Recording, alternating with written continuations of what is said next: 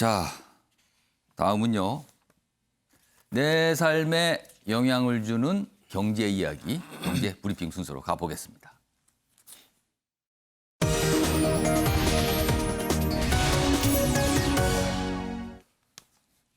오늘 경제 브리핑 주제는 가상화폐 얘기입니다. 이 얘기 참 여러 번 전해드렸는데요. 이런 현상들이 나타나고 있습니다. 이게 부작용이라고 볼 수도 있을 것 같아요. 먼저 첫 번째 내용입니다. 강남 아파트를 쓸어 담은 왕서방. 왕서방이니까 이게 중국인이죠. 우리나라에 와서 이 집을 많이 샀다는 거예요. 근데 그럼 돈이 필요했을 거 아닙니까? 그 돈은요, 뒤로 갑니다. 코인 환치기로 자금 세탁. 여기에 가상화폐가 등장을 합니다. 여기 보시면요, 아래로 갑니다. 자금 출처 불분명한 500명을 들여다봤어요. 3년간 55채를 사들인 61명이 덜니다. 840억 원 규모, 중국인 34명으로 최다다. 이렇게 됩니다. 그럼 어떻게 한 거예요, 그러면? 여기 아래에 설명되어 있습니다. 가상화폐를 통해 자금을 불법 반입했다. 수출액 축소 신고에 자금 탈루도 있었다. 이런 내용인데요. 여기 그림이 있어요. 어떻게 했는지. 먼저 보면은요. 숫자가 좀 하나씩 있죠. 1번은 중국에서 위안화, 중국 돈으로 입금을 해요. 그러면 여기 어떤 조직으로 돈이 갑니다. 이게 중국에 있는 가상화폐 거래소에서 가상화폐를 삽니다. 자, 샀어요. 이 가상화폐를요. 한국에 있는 누군가에게 보내는 겁니다. 가상화폐 이전은요, 이거 규제도 없고요, 통제도 안 됩니다. 그냥 건너가는 겁니다. 그럼요, 가상화폐 한국으로 왔어요. 그런데 조직을 통해서 우리나라 돈으로 바꾸는 겁니다. 그리고 아파트를 사는 겁니다. 통상적이라면요, 외국의 위안화가 우리나라로 들어오려면요, 환율도 있고요, 이게 다 신고되고 이래야 됩니다. 근데 전혀 없이 그렇게 싹 들어오는 겁니다. 자금 세탁입니다. 이런 모습이 하나가 있습니다. 다음 하나 더 보겠습니다. 사상 최대 테슬라 1분기 순이익. 그런데 들여다보니까 그 순이익의 23%는 비트코인 팔아서 벌었답니다. 이거 어떻게 된 거예요? 그럼 이 테슬라는 이거 전기차 회사인데.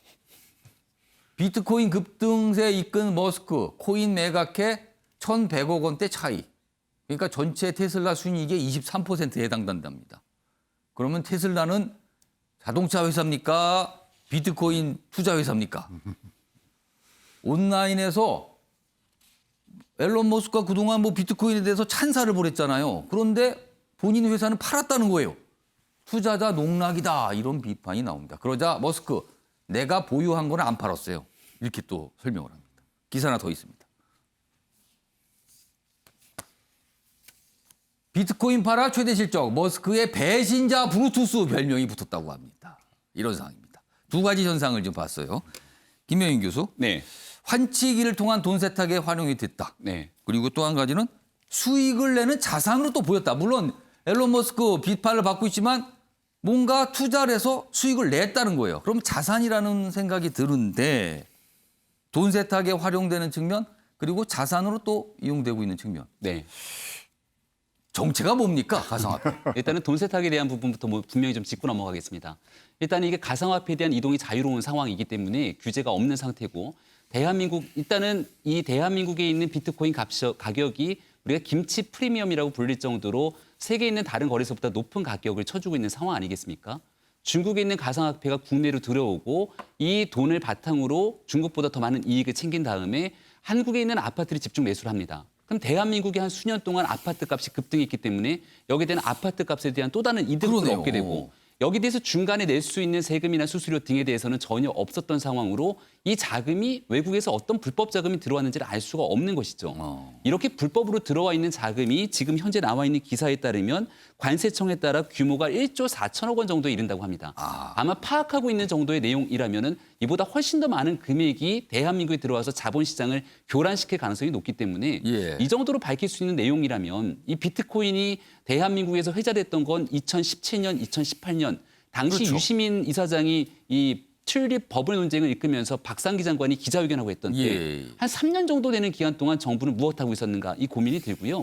지난날 비트코인이 올해 들어서 급등하게 됐던 하나의 배경에는 일론 머스크가 자신감 있게 테슬라에 있는 차량 이거 다 가상화폐로 거래하고 공급할 수 있다 이렇게 얘기하면서 자신감이 내비쳤는데 갑자기 이 비트코인을 급등하고 난 뒤에 지금 이제 또 하락세로 전환되고 있는 상황인데 예. 여기에 대한 판매를 통해서 수익을 챙겼다고 하니까 일론 머스크를 믿고 같이 따라 들어갔다가 손해를 봤던 투자자들 입장에서는 배신자 프레임이 강하게 갇힐 수 있는 거죠.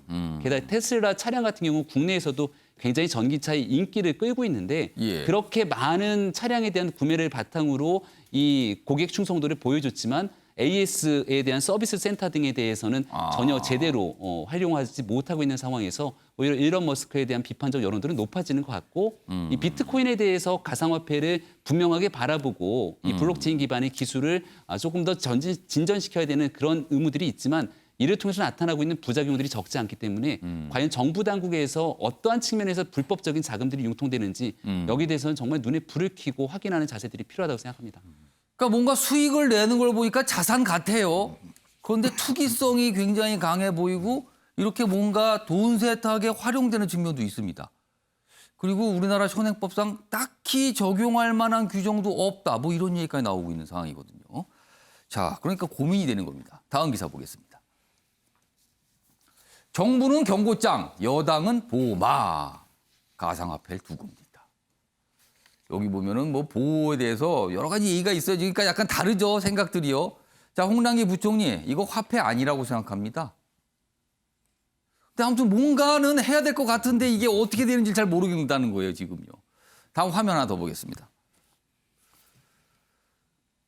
홍남기 부총리의 설명이에요. 정부는 가상화폐, 암호화폐가 아닌 가상자산이라는 표현을 쓴다. 화폐 아니다. 자산일 뿐이다.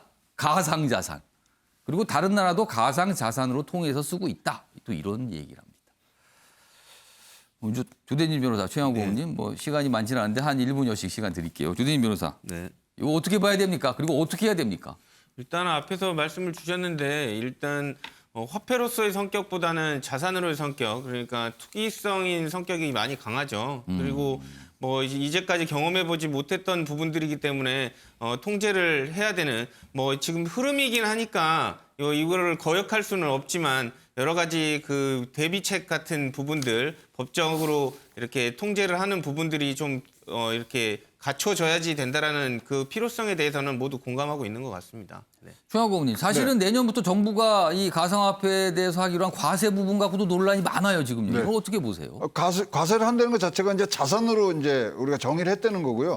지금 이제 내년에부터 중요한 이유가 뭐냐면 중국이 4월 달부터 디지털 위엔화를 쓰고 있거든요. 내년도 동계 올림픽 때 이걸 세계 전면으로 씁니다. 근데 중국이 5대 수출 이 상대국 중에 기축 통화가 아닌 나라는 우리나라뿐이에요. 그러면 디지털 위엔화를 우리나라의 테스트 베드로 분명히 씁니다. 그러면 이 혼란을 어떻게 막아야 되는지 시간이 지금 굉장히 부족한 상태라고 보여집니다. 빠르게 정의하고 예. 규제 어떻게 할 것인가 이것들을 갖춰주지 않으면 예. 진짜로 내년에 쓸어올 디지털 위엔화, 가상화폐 예. 이거 감당 못합니다. 그 말씀은 알겠는데 제가 한 질문, 과세 부분은 어떻게 해야 한다고? 과세는 해야죠. 자산으로 봐야 된다. 자산으로 봐서 하는 것이 지금은 우리한테 좋고요. 지금 한국은행에서도 한 4년, 5년째 지금 가상화폐에 대해서 연구하는 데가 있거든요. 거기서 확실한 그 자기네들이 나갈 방향이 있으면 그때 화폐로 빨리 전환하는. 근데 부분도 2030 세대들은 아니 정부에서 보호도 안 해주면서 세금만 물리런다 이런 또 지적을 하거든요. 그러니까요. 그거 어떻게 해요, 그러면? 아니 그러니까 빠르게 지금 제도적으로 우리가 규제 장치가 없으니까 예. 이거를 금융특정법에 의해서만 지금 하고 있기 때문에 예. 여기에 관한 특별법들이 이제 나와줘야 되는 부분들이 있는데요. 한국은행의 그런 그 스터디 그룹이라든가 타스크포스 팀에서 연구 많이 해놨거든요. 입법화 하는 데는 그렇게 크게 시간 걸리지는 않을 것으로 보인다면 상황은 되게 지금 긴박해져 있다고 보여집니다. 아무튼 현실로 다가왔다 이거죠, 지금. 그렇습니다. 뭔가를 하긴 해야 된다는 말씀들이네요, 지금요. 다음은 마지막 주제가 되겠는데요. 미국이고요. 백신과 관련이 있습니다. 보겠습니다. 백신 독점 비판에 직면한 바이든 미국 대통령의 딜레마다. 딜레마요. 아스트라제네카 6천만 회분을 외국에 지원한다고 했죠. 근데 이걸 마지 못해서 하는 거 아니냐. 그리고 사실 이건 미국이 안 쓴다는 거예요, 지금. 그러니까 안 쓰니까 주는 거 아니냐. 그리고 어차피 이거 유통기간이 있어서 뭐 마지못해 주는 거 아니야 이런 지적을 받는데 이런 틈을 타서 중국이 뭔가 백신 제공 얘기를 하면서 막 파고들고 있거든요. 그래서 미국 입장에서는 이게 뭔가 세계에 대한 지도권, 뭐 리더십을 좀 발휘하고 싶은데 뭔가 또 백신 문제는 또 미국 국내 문제이기도 하고요. 그래서 좀 어려움에 처했다 이런 내용입니다. 기사 하나 더 보겠습니다. 미국 무역대표부 그리고 백신 업체가 이게 지식재산권 적용 중단을 논의한다는 거예요. 백신에 대한 지식재산권 중단. 그러면은 이게 다른 나라들이 이게 특허 문제 이런 게 풀리니까 특히 우리나라 같은 경우는 금방 만들 거 아닙니까? 백신 풀리면. 화이자요? 금방 만듭니다. 우리나라. 특허만 풀리면. 이걸 푸는 문제인데 일단 논의는 하지만 이거는 쉽지 않은 문제다. 뭐 이런 기사가 있습니다. 특히 민주당 의원 등도 바이든 대통령이 촉구하고 있다. 근데 미국에서 이게 자산이잖아요. 또 미국 입장에서. 그래서 쉽게 풀리기는 만만치가 않다. 뭐 이런 내용이 좀 소개되어 있습니다. 자, 아침의 매일경제 오늘은 여기서 마무리하겠습니다. 시청해 주신 여러분 고맙습니다.